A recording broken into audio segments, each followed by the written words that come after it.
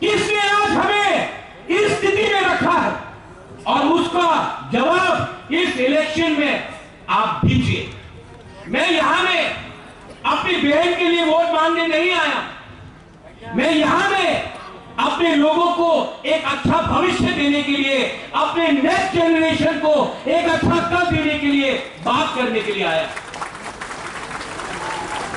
मैं अंत में गृह मंत्री जी को एक छोटे भाई के तरीके से एक रिक्वेस्ट करना चाहता हूं। गृह मंत्री जी, आपने हमें बहुत दिया है, हम आभारी हैं, और हम चाहते हैं कि आप भी आज हमारे लिए और दो शब्द बोलिए, क्योंकि कम्युनिस्ट ने एक अफवाह फैलाया हुआ है कुछ नहीं मिलेगा, और मैं बोलता हूं सब कुछ मिलेगा, सबको मिलेगा।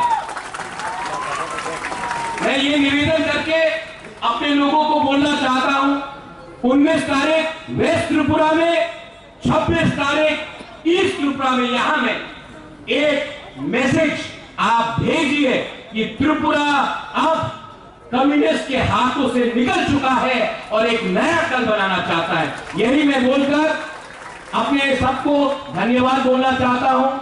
तीप्रासा दोफा आयुक्त लोखों, तीप्रासा जाति आयुक्त लोखों, भारत माता की जय, और त्रिपुरा के सब लोगों को मेरा बेलाय बेलाय में हम भाई खोलों का धन्यवाद। Thank you.